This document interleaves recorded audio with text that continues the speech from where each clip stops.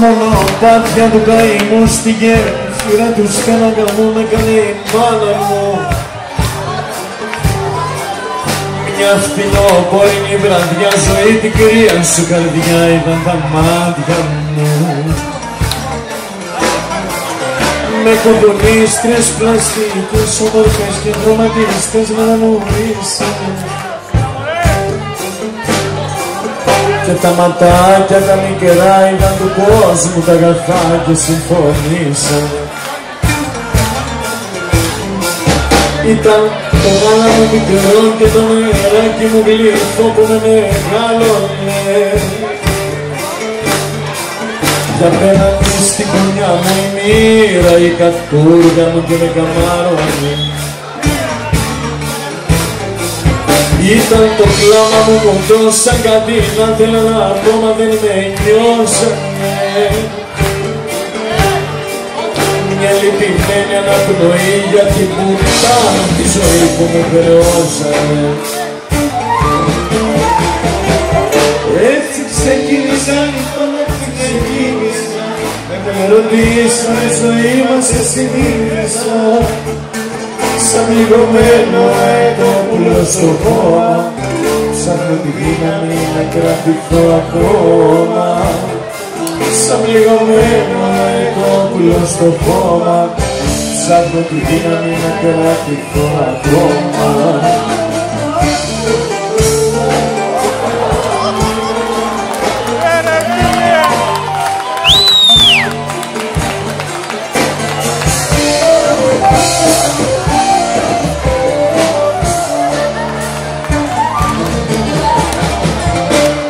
Σε λάσκες και καρδιά στον δικό κόσμο τη φωτιά που με επάτησα. Ισορροπία στα χέρια να προλάβω τη ζωή όπως την πάτησα. Μόνο το α και το χ στη σχολική μου εποχή πρωτοσυλλάβησα.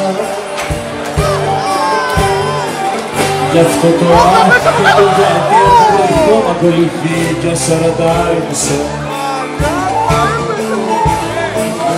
Έτσι περνούσε ο καιρός και εγώ στον δρόμο μου σκυφτώ σε καλά όνειρα. Έτυχε να είμαι απ' αυτούς που κολυμπάμε στους απρούς και στενασπρόβερα.